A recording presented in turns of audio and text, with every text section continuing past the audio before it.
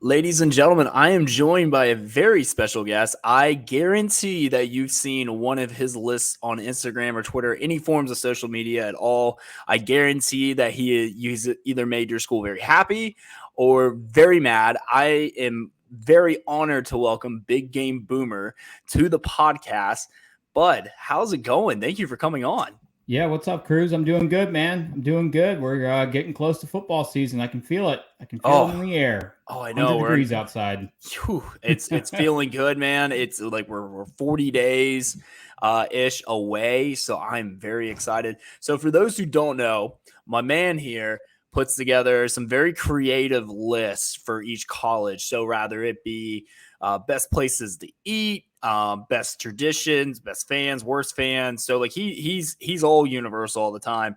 I guarantee you've seen some of the lists. And so, man, you have blown up, I would say, in the last like year. I remember like first seeing you on there and I was like, all right, this is pretty funny. This is pretty good stuff. So like, for example, like Bama fans, I'm sure you remember he did a list not too long ago. I think it was last year. You did best Mexican restaurants to eat. And then Tuscaloosa for Alabama was Taco Bell. So and I died laughing. And you made a lot of people mad that day. And it was the funniest thing. So I love the list. Where did you come up with this? Was it just something like spur of the moment that you were just like, this seems like a good idea? Yeah, I mean originally, so I'm an OU guy. Went to OU, and originally I was just kind of doing like these graphics to kind of target Texas because that's our big rival. Yeah, and just kind of have fun with them. And I don't know. I guess football season was over, and I just started doing these lists. I mean, really, just kind of out of nowhere, and it just blew up. Just all the engagement. I mean, I was like, okay, if I can get this kind of engagement with just like OU fans, I wonder what I could do if there's like a graphic I can make that literally touches almost every single fan base in the country. And that's what I've tried. That's kind of what I've done.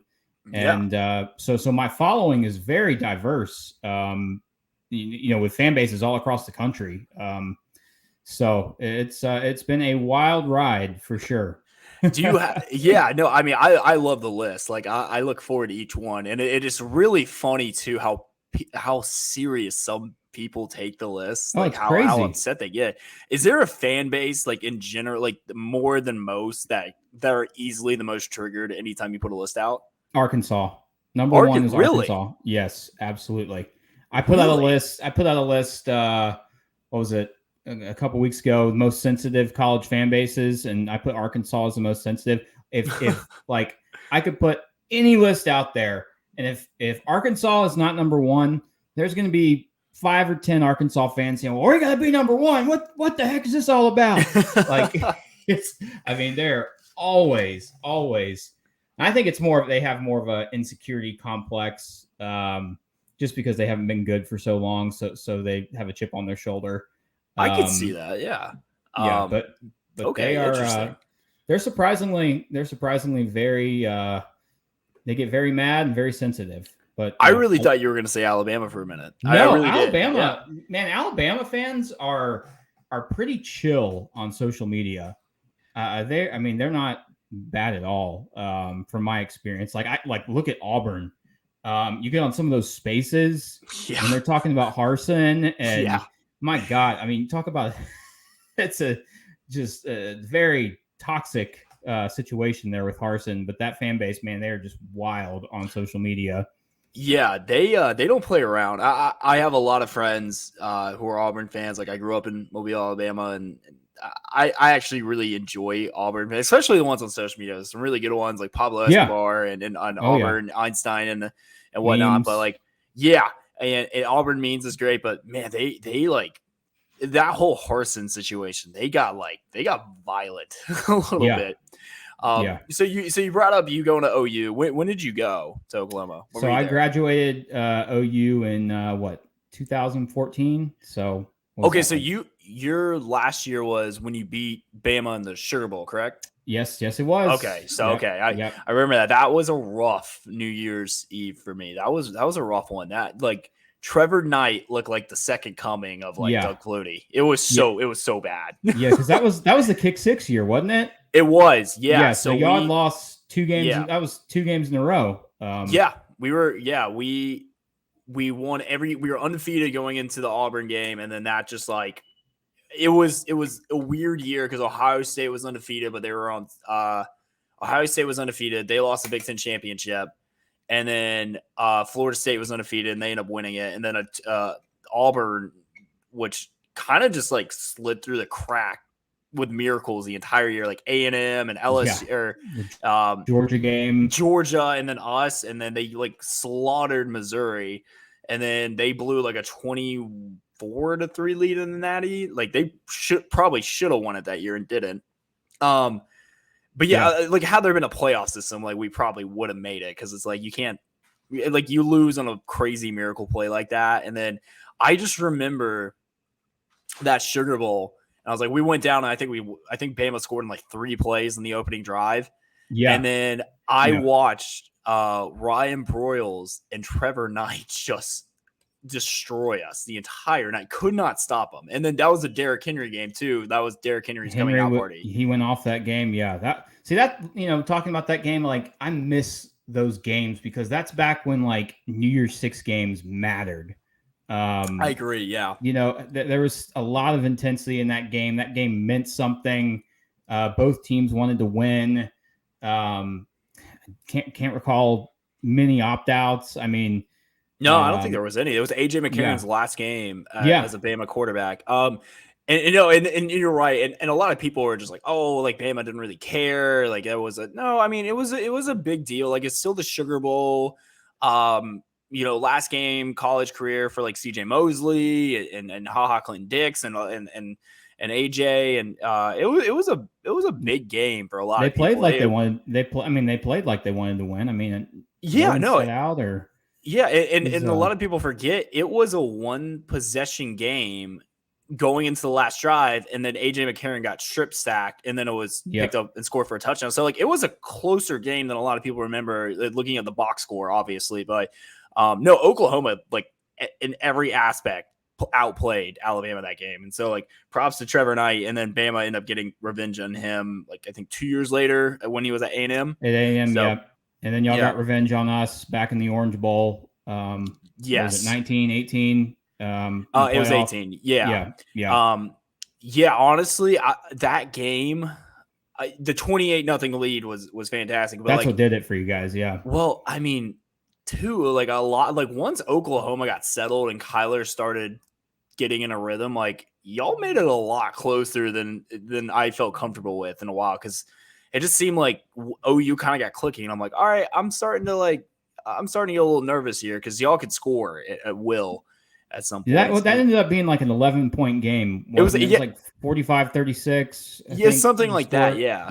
Y'all completely outplayed us in the second half. We just couldn't stop the run. I mean, that was that guy running back. Was it Jacobs? It was Jacobs and Damian Harris. Yeah. I mean, Jacobs was just like a bowling ball, just bouncing off OU's defenders and getting 5 or 6 yards of carry. I mean, it was just impossible to stop.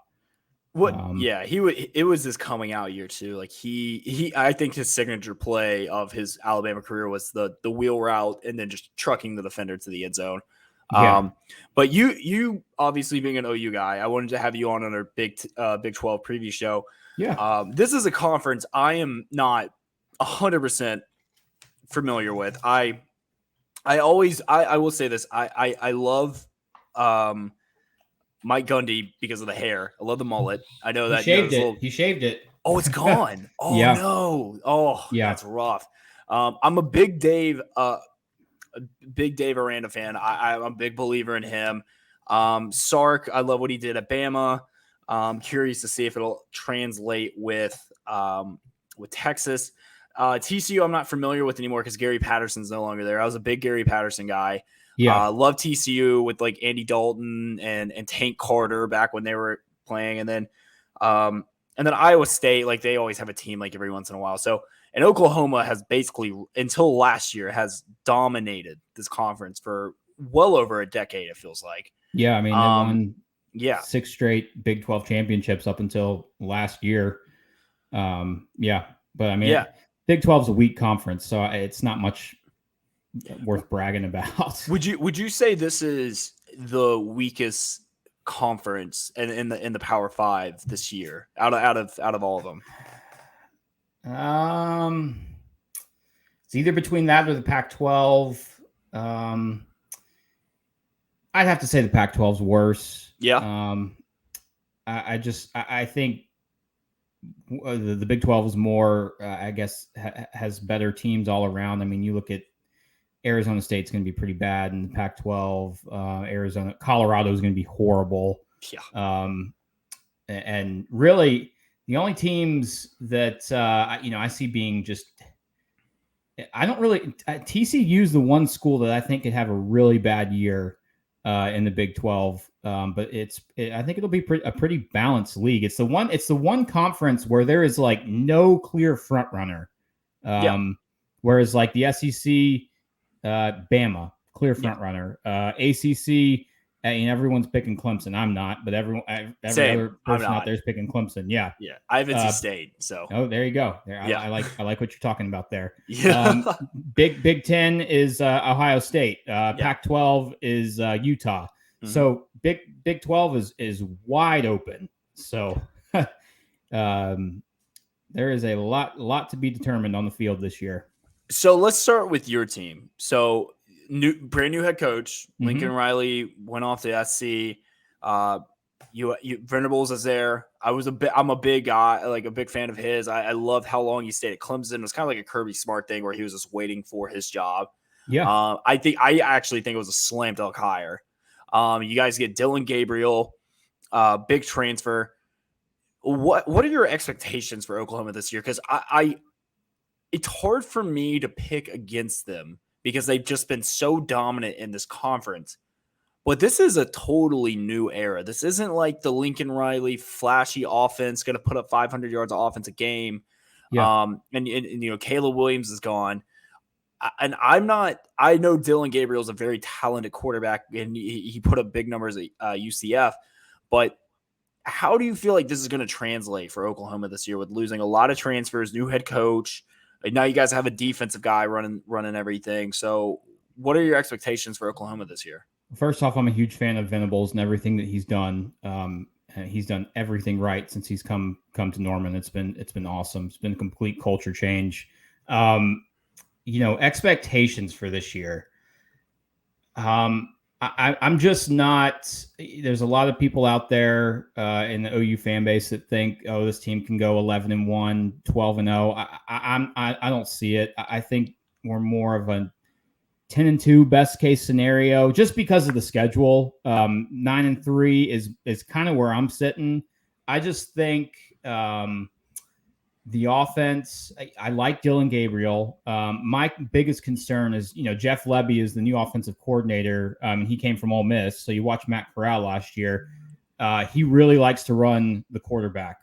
And Gabriel is injury prone. He broke his collarbone against Louisville last year. And you probably didn't watch the OU spring game, but Gabriel played basically the entire spring game because we really don't have a backup. So if Gabriel goes down, OU could be in serious trouble. They've got good wide receivers with Marvin I like Mims. I like Mims is good. He did not get used enough last year. And the offensive line struggled last year. A lot of the guys return, but they've got to get better at pass protection and have to get better. OU struggled running the football last year. They weren't. I was kind of Lincoln Riley's bread and butter was OU was dominant running the football, and we've got Eric Gray is kind of the starting running back, but he's kind of a scat back. Like he's not super physical, can run between the tackles. He's more of a get him on the outside, hit him in the flat. And then you've also got like Marcus Major, who is I think he'll be more physical, but there's question marks. And the defense, we kind of need someone to step up at linebacker. The defensive backs should be pretty good. I expect this defense to be much more physical than last year. It's just there's just so many question marks, man. It's last year everyone was saying, "Oh, using the national championship," blah blah blah. I mean, I see this team 9-3 is really kind of where I see them at. So I have them right now going 10-2. The only losses I have are to Oklahoma State and Baylor. But I have you guys starting out. You guys don't lose your first game till Baylor, and that's on November 5th. I don't think Texas is there. Which that game can go any way. Like, it doesn't matter. It's a true rivalry game. We don't know how Texas is going to be. Yeah. We won't really know how Texas will line up until week 2, where they play Alabama. I expect Bama to win that game pretty handily. Yeah. Hopefully handily. I expect so, because Quinn Ewers he came out huge 5-star kid, like went to Ohio State. I don't want to feel this way, but I have like a Tate Martell feeling about this. It does. Yeah, you're exactly right. I was just about to say that. It does have that. He looked good in the spring game. Yeah, he did. He's big arm, but so did Tate. Martell was more of he liked to run the ball more. But yeah, we'll have to see. He's got great weapons on the outside and with running backs. So, but it's always Texas. It's always the trenches for them. Is that offensive line going to be physical? Defensive line. So I'll believe it when I see it. I couldn't agree more. I like what they have. I love Bijan Robinson. I think he's the best running back in college football coming in this year.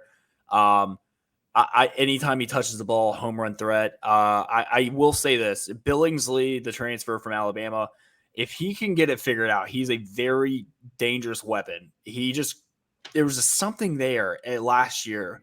Him and Saban just didn't click. But I will say this: he had a great year under Sark in 20. Towards the end, Billingsley was uncoverable, especially in the playoffs and against Auburn. Like, he is a very dangerous weapon. So I think that's a matchup they'll look. Keelan Robinson, another Bama transfer. So we'll see. But Texas, I love what they're doing recruiting. They just got another big time recruit today. They got that 4-star kid. So I mean, they're putting together a fantastic recruiting, and I think Sark is trying to build something there. The team I have winning the Big 12, by the way, spoiler alert, I have Oklahoma State winning the Big 12. All right. So you have faith in Spencer Sanders. I do. I think this kid he's high risk, high reward. Is the best way to describe him. I think he's got he's got so much talent, and I think he plays a lot of hero ball. But man, it pays off though towards it, when it's on. I do think they drop a game. I think they will lose a game they probably shouldn't. I right now have them going 11-1. I actually have them losing to Texas. I think they're coming off. I think they're just going to get caught. Texas ends up beating someone they shouldn't every year. But I really like this Oklahoma State team. I think they have the best defensive line in the Big 12. They returned 7.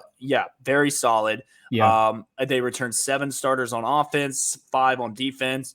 Mike Gundy, I think right now is the best coach in the Big 12 right now. He's been there forever. It's crazy to think he's been there for 18 years. Yeah, you could. I mean, you could definitely make that argument for sure. I think he is. Like I said, I think Brent's gonna do great, but he has 0 head coaching experience. So I have nothing to base it off of. I love Dave Aranda. I think he was a slam dunk hire. I think LSU made a big mistake not going after him instead of getting Brian Kelly.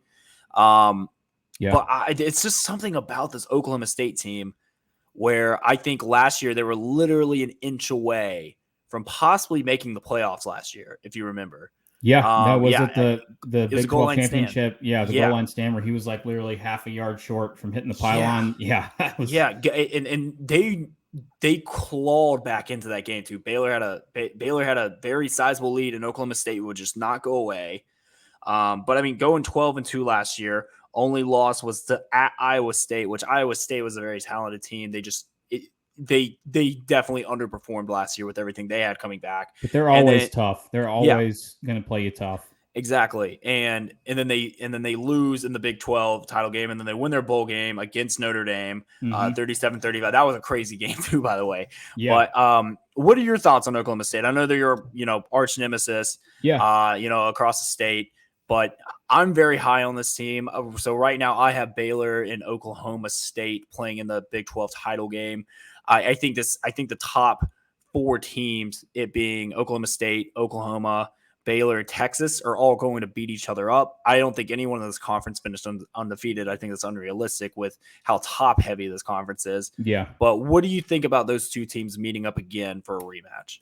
Definitely like Baylor. They probably have the best, besides Oklahoma State, best defensive line, offensive line, and you know the game's won in the trenches. But Oklahoma State, it's interesting because, like, you talk about Spencer Sanders. The guy can look like a Heisman candidate on one play, and then the next play he can look like a third-string quarterback, and you're like, what was this guy thinking? Yeah. And it's like, he's been there for so long. Is this going to be the year that he's matured to not make some of these boneheaded mistakes that just kind of kill them? And, their offensive line, they've got some guys coming back, but they are very thin at offensive line. They couldn't play a spring game this season because of they didn't have offensive line depth. So that's another thing to watch out for. Brennan Presley is really their only distinguished receiver, so someone will have to step up. You're right. They have probably the best defensive line in the Big 12. But they bring in, I think I'm drawing a blank here, Derek Mason from Auburn, who takes a $400,000 pay cut to come and coach there. So we'll see. I mean, Jim Knowles did a great job, especially with that secondary. They lose some guys. What was it? Nick, I think McAllister, Tanner McAllister, he transferred to Ohio State. He was their big nickel slot corner. And then Jarek Bernard-Converse transferred to LSU. So they've got some holes to fill in the secondary. It could go either way. I mean, Bedlam is in Norman this year. Yeah. And I think they play Baylor at Waco. And then whenever they play Texas, that's usually always close, regardless of where it is. So, it could go either way. I've got Baylor playing OU in the finals in the championship, but it could go. I mean, it's a coin flip at this point. There's a lot that we need to see. Absolutely, yeah. And like I said, I'm basing this off of Sanders playing to the level he should. Now, and you're completely right, because he can look like a Heisman guy, and then he can look like a total bench warmer. Like and he's been doing it his whole career. He drives me insane. It's like, when's it all going to click? When it clicks, and it's all mental. I think it's all mental. But when that happens, OSU is going to be very dangerous. Yeah, and I think we both are on the same page about Baylor. I think they are probably the most consistent team in the Big 12. They returned 6 starters on offense, 6 on defense. Dave Arena's back. This is a defense that I mean, last year Baylor playing defense was the first sign of defense we've seen in the Big 12 in a while. Yeah. And like I said, it's paid off. But is there a team in the Big 12 that you think can just come out of nowhere and surprise? Like, we know the big dogs are, but is there a team in this Big 12 where it's like, okay, I could see it. Like, it's not shocking, but I can see it. My team is Kansas State this year.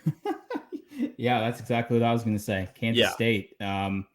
Adrian Martinez, the guy's a turnover machine at Nebraska, but he's in a better culture at K-State with Chris Kleiman. You got Deuce Vaughn, who's best right running back no one talks about. Right up there with Bijan Robinson. Yeah, as one of the best running backs in the game. He's Darren Sproles, basically. Pretty much. Which reincarnated, because Darren Sproles was a Kansas State great. But no, you're right there with it. Yeah. So, I mean, I felt like Kansas State underperformed a little bit last year. They had a really good chance to knock off Baylor, and just the offense really just kind of sputtered. Now, they brought in Colin Klein as the offensive coordinator, so I expect to see a lot more RPO, run pass option with Martinez, and getting Deuce Vaughn out into the flat and hitting him with some passing yards. And they've got a great offensive line, solid defense. So yeah, they're a team now that, like, I feel like a lot of people are talking about now. So I don't know if they're necessarily under the radar anymore, because people are giving them a lot of talk right now. So yeah, I mean, yeah, it's true. I like this team. Colin Klein, for those who remember back in 2012, dude was just he was a Heisman candidate, and then it Yeah. wasn't until that Baylor game broke it up. And so with that, obviously we know the top dogs are. We have our dark horses. Is this the year Kansas does not finish last in the Big 12? Yeah, that's one of my hot takes for Okay. this season. I mean, if you watched, I don't know, you're an SEC guy, so I don't know Yeah, if, I but mean, I watch all college ball, so okay, like so obviously, yeah, so they beat Texas. they did. Just and you know they almost dang near beat OU. They did. Really scared Caleb everyone in Williams saved Norman. it. Yeah. And then they finished the season nearly beating West Virginia, losing by like 6, and then I think they almost lost to TCU by 3. So they're competitive. I mean, and that's not, you're used to seeing Kansas just lay over and you just get beat by 40, 50 points a game. A lot of those guys come back. Jalen Daniels is, I think, is a really good quarterback. That Texas game, really, he kind of shined. I like Lance Leipold. I mean, he did great things at Buffalo. He's a guy that's all about discipline and just keeping your head down and working. And I don't see them coming in last this year. I think you could see potentially TCU, West Virginia. You get Texas Tech. West Virginia is a team I'm not high on at all. So yeah, I'm picking them not to finish last this year. See, I like that pick because they returned 17 starters this year. Again, like I said, they beat Texas. They play teams tough. So they open the season, obviously, I think, with a win with Tennessee Tech, and then they have at West Virginia, which I agree with you there. I'm not high on JT Daniels. I just don't know what he is anymore. I really don't. Then they go to Houston. Houston's going to be very good this year. That'll probably be a loss. That's a loss. Then you play Duke. I think that's a win. Yeah. And then you have Iowa State, TCU, Oklahoma, and Baylor. If they can go 2-2 in that stretch, I think that would be fantastic for them. And then they go to their bye, and then they finish the season with Oklahoma State, Texas Tech, Texas, and Kansas State. Realistically, I see them going 1-3. But again, if they go 2-2 in that, boom, you're looking at a bowl game right there. Yeah. So no, I think I had them like I haven't made my Big Ten, but I mean I could see them going 4-8, 5-7, best case scenario. Yeah. You're right about all the starters coming back, and it's just crazy how when you get a coach in there and you get guys believing, and coming together, how much of a difference that can make. And we saw that last year at the end of the season with Kansas. Yeah, absolutely. I mean, that Texas win was just fantastic. And you gotta love it for those kids. You really do. So I loved it. I think all of college football loved it. Even someone who has no stake in the SEC or the Big 12 yet. You guys will be in our conference very soon. I can't wait for that. And I'm sure you can't either. Oh, yeah. So with that being said, so we have our top dogs. We're pretty much in agreement on everything else. You have your title game. Who do you have coming out of the Big 12 to win it all? So you have Oklahoma, Baylor playing in the title game. I have Oklahoma State and Baylor. I have Oklahoma State winning. I think this is the year Mike Gundy finally gets the monkey off his back and he makes the playoffs. I think they're going to make it at 11-1 or 12-1 with counting the Big 12 championship. And I think they sneak in at the 4 seed. I think this is finally the year. I think this is Mike Gundy's best team in a while. And I think with Oklahoma kind of not knowing what's going on, Texas figuring everything out and being an inch away from the playoffs again last year, I'm very high on Oklahoma State this year. It's probably going to come back and bite me in the ass, to be honest, but I'm okay. No, there's definitely some good points there. I've got Baylor repeating just because, unless injuries come up, I'm all about the teams that have the best offensive line and defensive line. And like last year, no one was talking about Baylor. No. I think I had them finishing like 8th in the Big 12 last year. And, they kind of came out of the woodwork, and you got guys like that aren't there anymore, like Abram Smith, Treston Edner, studs last year that are gone. So I'm wondering who's going to be the guys that we're not talking about that are going to step up for Baylor and be huge contributors to their offense. And the whole quarterback controversy, Blake Shapen won the job, outbeat Gary Bohannon, who was the starter last year. And Shapen is supposedly a much better passer. So I'm going with Baylor again. It could be, and it could be against OU, OSU. I mean, it's really just a coin flip right now.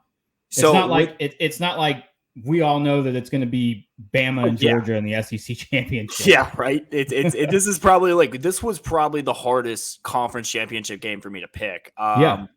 By far, because it's just like there's 4 legit teams to pick from, for me at least, because I think Texas is actually going to have a pretty decent year. I think, again, they're a little bit away. I have them going 8-4. I just think they'll play. I think they'll finally beat the teams they should beat, and there's no more of like the losing to Kansas and the Texas Tech. So like I have Texas losing to Bama. I have losing to Oklahoma State, Oklahoma, and Baylor. And I think that's pretty fair to say. And Kansas, you got to put Kansas. Kansas. So yeah, so I got them going 8. So I got them going 7-5. They're losing to Kansas, 100%. It's in Kansas too. So I want them to rush. I want them to rush the field once they beat them. Yeah. Do you have, with Baylor winning it, do you have Baylor as a playoff team, or do you think they're going to be looking? No, because I think that the Big 12 is going to be cannibalizing itself. And I think Baylor could probably be like 10-2 going in to the Big 12 championship. So my playoff right now is Bama, Ohio State, Utah, and NC State. That's my 4. We literally had the exact same playoff. So I have Bama, Ohio State, Utah, and I have Oklahoma State, and I have NC State looking the outside out because I think NC State is going to lose a game it shouldn't after they beat Clemson. I do too, but I think they'll go 11-1 and win the ACC championship, and we'll get in over a 10-2 Big 12 team. Because that ACC is, we usually joke about the ACC every year, but it's man, good there's some great quarterback play in that conference this year. Oh, I agree. I think me and you are on the same page. I think so. When you say NC State, I have them losing the Wake Forest. I think they'll. Yeah. I think I love Sam Hartman. I think he has exceeded my expectations from seeing him be on QB1 to where he is now. Yeah, he's great. Yeah, I mean, I would say obviously like Justin Fields has by far been the most successful quarterback off that show, but I think he's number 2. I think it's safe to say. Because you've seen Jake Fromm and you've seen Spencer Rattler, which I know is an OU guy. That's kind of a sensitive subject. I hope he does well at South Carolina. We'll see how he does. Yeah, I'm curious to see. Look, and this is the last thing I want to ask you. Yeah, with him being an Oklahoma guy, was it more of his attitude or was it his talent? I think he's a very talented player. I just thought he was a bad teammate. Now, I could be wrong. I didn't watch as much OU as nearly as you do, but am I wrong in that kind of assessment? So going into him getting benched in that Texas game, 100% agree with you. I think all the NIL stuff and just ego and, I saw a lot. We all saw a lot of that, but how he handled that whole situation after getting benched is where I gain respect for him. He could have easily just said, the hell with OU. I'm entering the transfer portal. But no, he, stood around, was, a good teammate, didn't hear anything, coming from him from the media, for the locker room or so I think he did the right thing. And that's where I kind of earned some respect for him. After losing it at the beginning of the season. Okay, yeah, totally fair assessment. That's why I was more under the impression it was just more of a bad teammate than anything. But looking at it from that way, I completely agree. All right, so man, I really appreciate you coming on, and I know you have your own podcast that you're doing as well. Is there anything you'd like to plug? Yeah. So it's called The Big Game Boomer Show. It's on YouTube, Spotify, Apple. I just started it. I've only had like 30 episodes and really it's kind of like a national college football thing, kind of doing what we're doing here. I've had players, coaches, media folks on. Shane Beamer's been on. Oh, nice. So it's really just right now I'm just kind of grinding, getting as many episodes as I can before the season starts. And then we'll get into a nice kind of flow. But this whole podcasting thing, it's all new to me, but I really enjoy it. It's fun. You get to meet cool people like yourself and just talk football. It's pretty cool. Yeah, man. No, I've checked out a few of the episodes. I think what you do is it's a really good show, really good product, and obviously if you guys like his lists on social media, definitely go check out the show.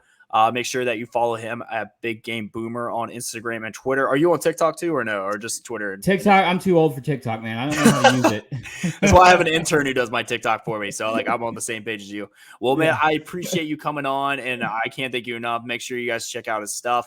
And thanks, man. I appreciate it. Absolutely. Take it easy.